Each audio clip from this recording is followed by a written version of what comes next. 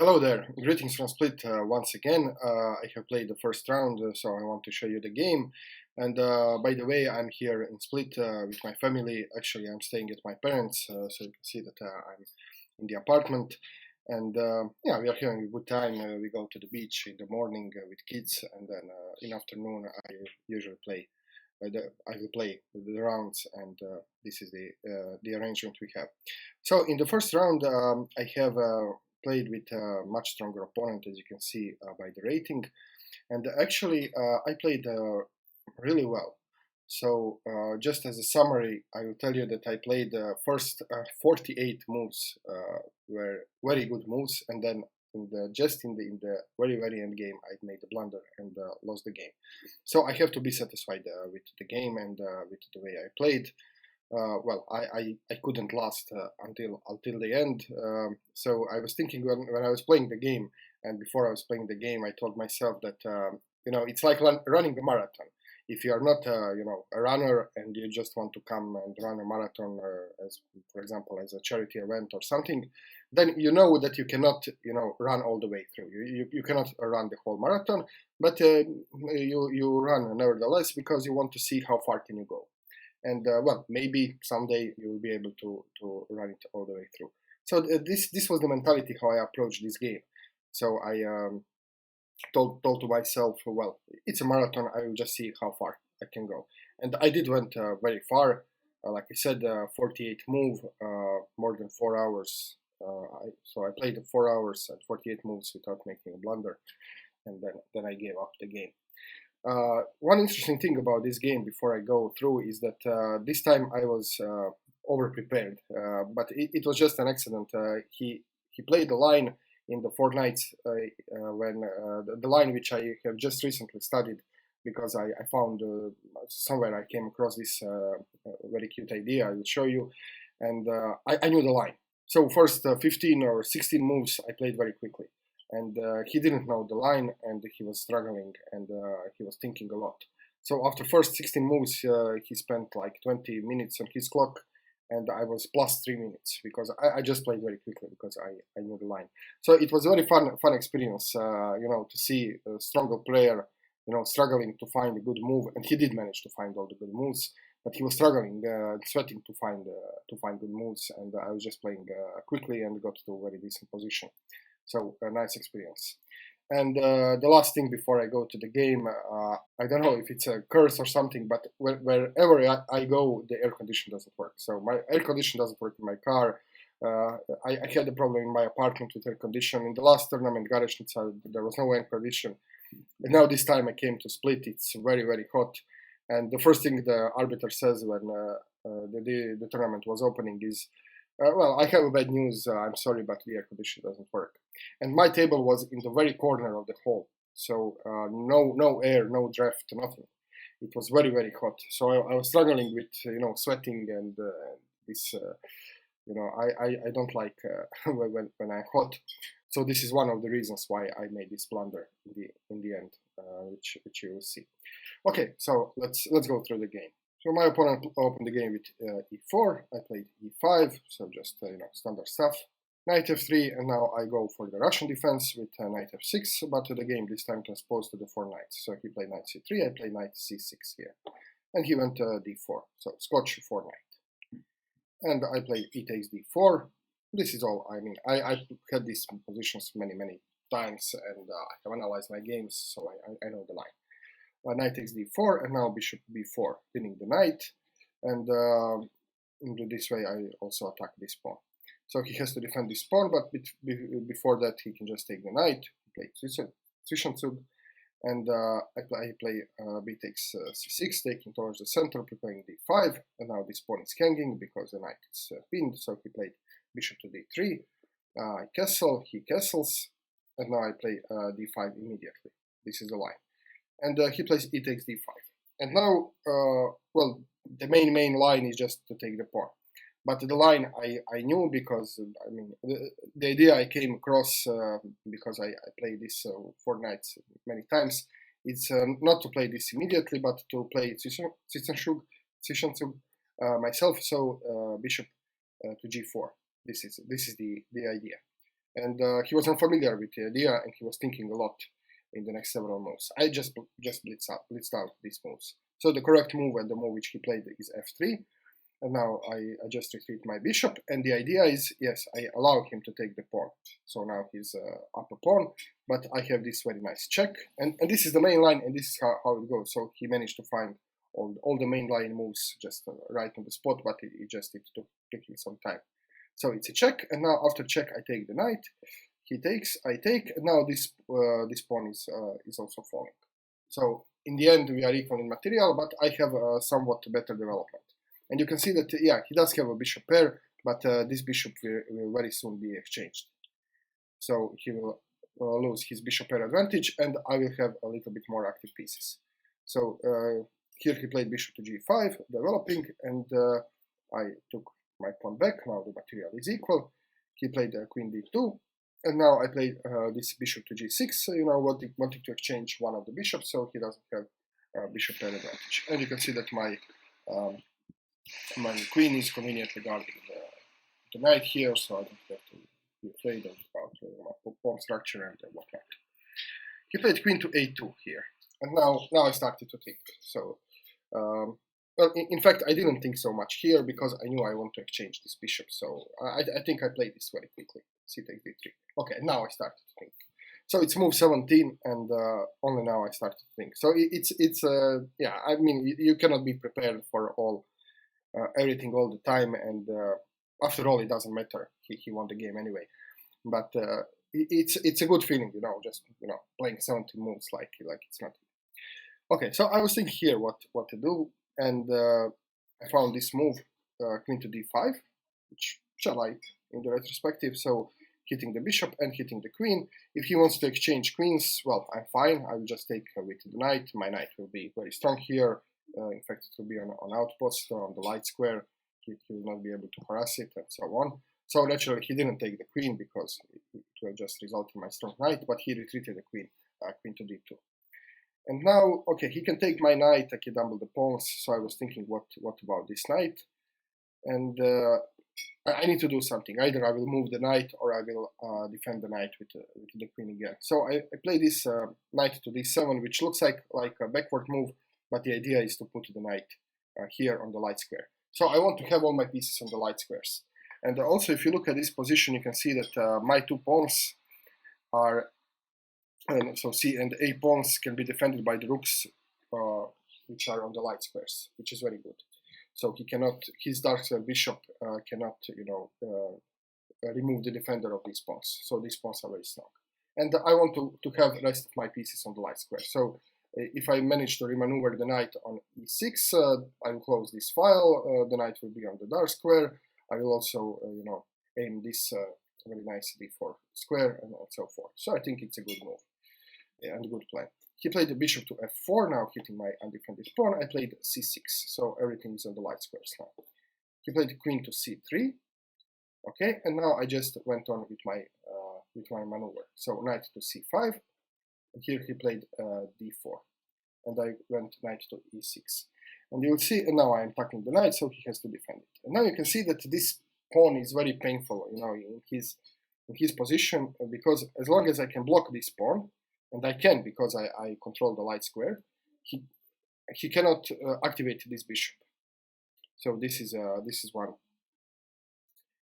problem he has in the position. So the rest of the game, the last 20 moves, is him trying to push this pawn and me trying to stop him from pushing the pawn. Ideally, the knight would be here. So if I could remaneuver my knight here, it would be, perfect, because this knight would be here forever. He cannot harass it. But okay, he didn't allow me. So now I played rook f to d8. So I want to pile up on this, on this pawn. I cannot take because there is a pin, so it's not so easy. But yeah, I thought this rook doesn't do anything good here. And now in this position, he played a prophylactic move, and this is h3, which is a good move because you can see that he has a backrank, possible backrank weakness.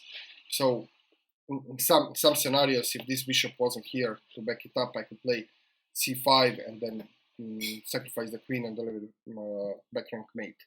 Or I don't know. There could be some variants. I was calculating them, and there were some variants in which his back rank weakness can be a problem. So his evaluation was there is nothing better to do, so he played h3, and it's yeah, he got rid of this weakness, and it's a fine move. Okay, so I played rook to d7 here, wanting to double the rooks either on the b file or on the d file. I will see. So I want to have my rook ready to be doubled up, and also putting my rook on the light square, so you can see all the light squares. And this b8 square is interesting because he cannot put the bishop here to harass the rook, so maybe I can take advantage that my knight is here very nicely controlling this bishop. He played rook f to c1. Now he's going after my pawn, so I have to add defender to my pawn, so rook to c8. And you can see, like I said, all my pieces are on the light squares. The only piece which is not on the light square, I mean, it's not a piece, it's a pawn, but is this a7 pawn. And it will eventually cost me a game, so I should have thought that to put this pawn on the light square, it will make my life easier. Okay, he played rook to d1. Okay, I guess protecting and stopping c5 or some other ideas. And here I had nothing better to do, so I played just h6. You know, getting rid of my back rank weakness. I don't want this rook, you know, not to be able to go forward because I'm getting mated here. So just a prophylactic move, and he played rook to d2. Now he obviously wants to double either here or here. And one other reason is that you can see that this pawn is hanging. I mean, it was only before it was only defended by the rook. So once he played rook to d2, he can move this rook away, and this pawn is still guarded. Okay, so here I played rook to b7. So just grabbing the open file, and like I said, I was thinking about doubling up here because he cannot so easily you know, control the b8 square. He has to remaneuver his bishop in order to be able to do this, and in the meantime I can maybe give check or something else. So here he played rook to c1, so again hitting my pawn, and I play this rook to b6, defending the pawn. But now the problem is that you can see that both my rook and my pawn are on the diagonal of this bishop, so I have to be careful, and yeah, you cannot have everything. I was thinking about putting maybe you know, maybe doubling the rooks, maybe putting the rook on a6 and you know, threaten this pawn, protect this pawn, and come just putting the rook off the diagonal on the light square. And now my opponent play queen to c4, which is now, yeah, he's punishing me for putting the rook on this diagonal.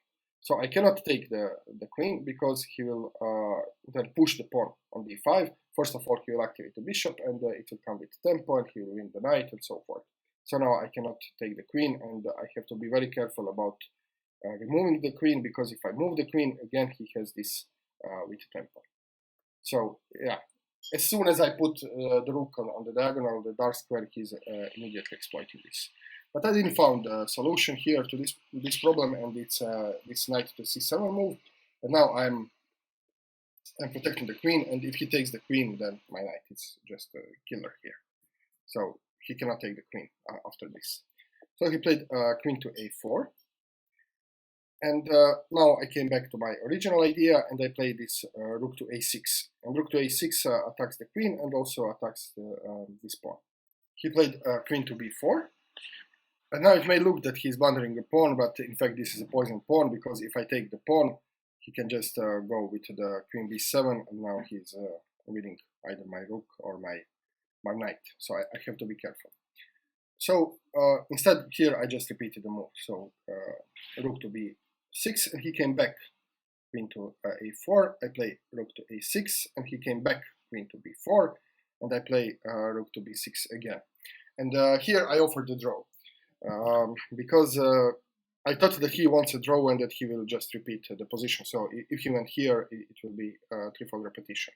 And I did offer a draw because I don't know if you are aware, but on the over-the-board tournaments, there are some strict rules about how to claim draw by threefold repetition.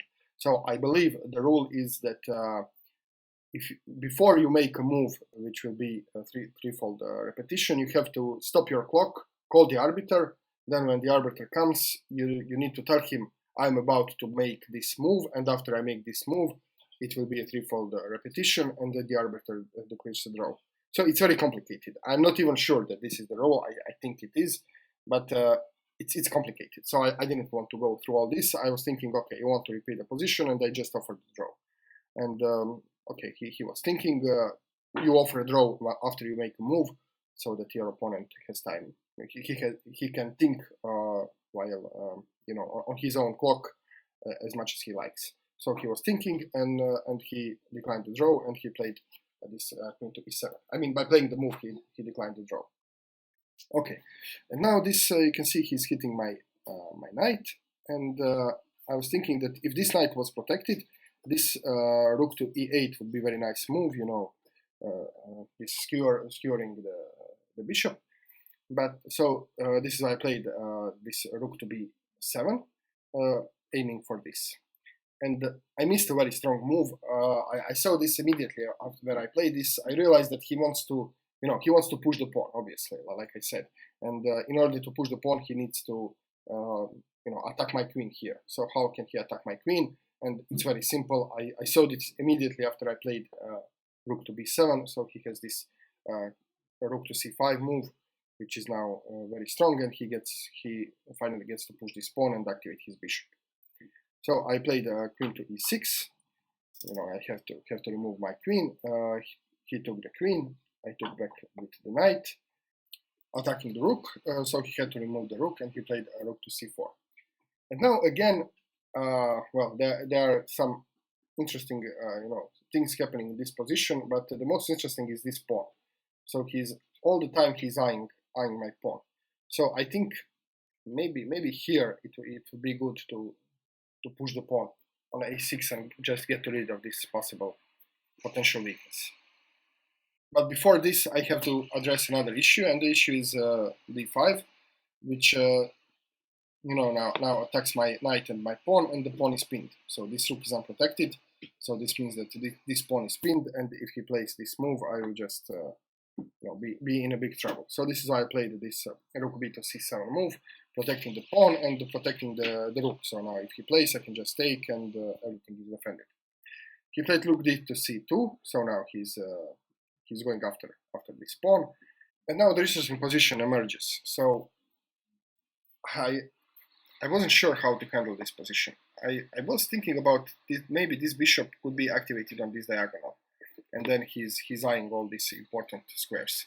So I was looking at bishop to f2, and then bishop remaneuvering to g3, and the way to stop it was to play f5, f4, blocking the bishop. But I thought that I have time, you know, I can just activate my king, and then if he decides on this maneuver, then I can go on and play f5. And this was a mistake, a small mistake, because I didn't realize that he can stop my f5 with g4.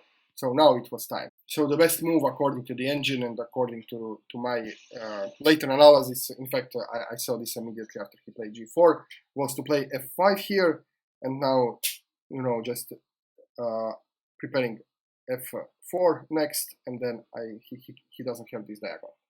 So this would be the best move.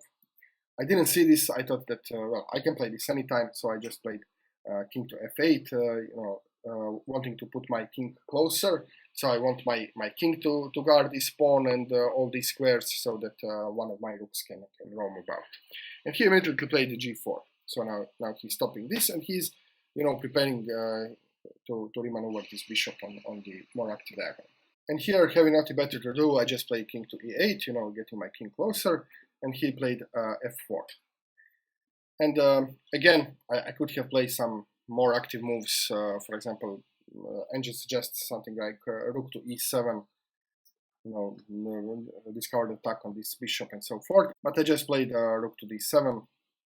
You know, okay, now my king is close, I'm guarding the pawn and so forth. So it looked like a good idea at the time. He played f5, and now he's seriously harassing my knight. I saw this and I thought, okay, knight to g5 is fine. If he takes, I take. I don't see how can he do anything. I mean, and I will even be better because I will be able to bring my king up to d5, to the center of the board. So I thought, okay. And now he played bishop to f4. So his idea all the time was to activate the bishop on this diagonal. I have to move my rook away, and now he finally played d5. And now, you know, many things are happening here. The line which computer likes is to play c5 here, so letting this pawn go temporarily, and after he takes, I can give a check. After he goes here, I can take the rook, takes, and then I can give this check and take this pawn. Okay, this is just a variation. I didn't see this combination, so I just played the rook to b6, covering the pawn, and now he again sees that both of my rook and my pawn are on the dark squares, and he plays bishop to e3 here. And now, yeah, what to do? I have to step away with my rook, and now he decides to exchange everything and go to the endgame, which he thought he might have some chances. So he just took the pawn, and we exchange everything here. So I took with this rook, it's more forcing, so he takes. Okay, and I saw this exchange, and I thought, okay, I don't have to worry because you can see that the promotion square is the light square here, so my king can always stop the promotion of this pawn. I don't have to worry about this. The knight can take this pawn, so this pawn was hanging all the time. I didn't mention it, maybe you noticed. So this pawn is hanging all the time, I just didn't have time to take it. So now I can take the pawn. We are equal in the will be equal in the material. He cannot promote because it's a wrong color, and I thought I will be fine here. It's just a draw now. So I took the knight here, and he played bishop to e3. Okay, it's move 48, and now I made a blunder and I lost the game.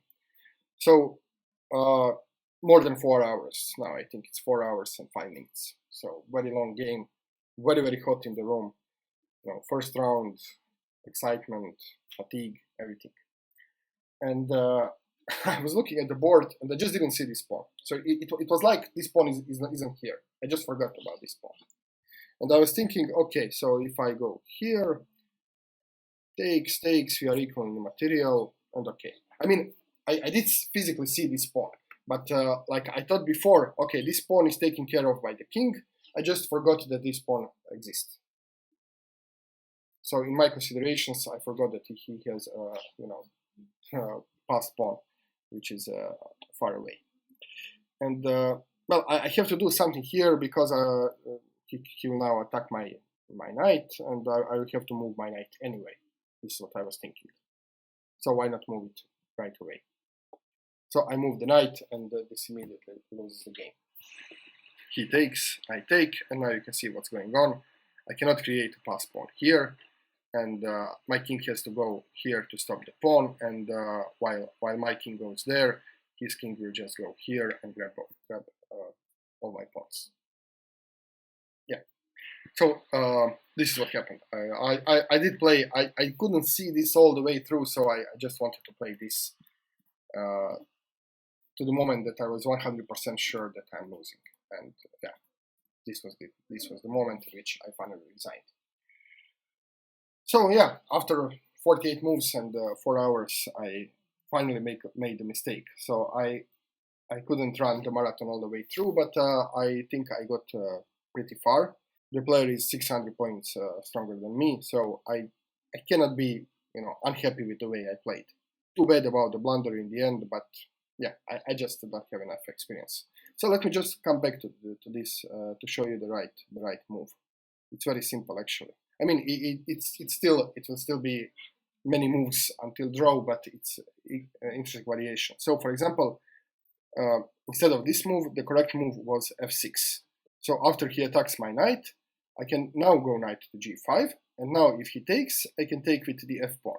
And now, yes, he does have outside pass pawn, but I can also create a pass pawn. So, for example, the game could go on, so for example, the game could go on like king to g3, to b5, going after the pawn, and now if he goes here, I can just go after the pawn, and he tries to go, you know, all the way through and grab my pawns. So this is his idea.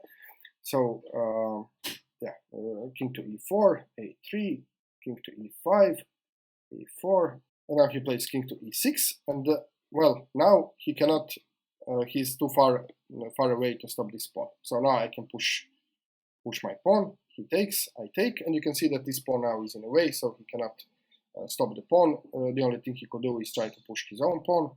So he can try pushing for example, h6. I take. He pushes. I push, promotes. Okay, and now it's a draw. I think even I will not be able to lose from this position.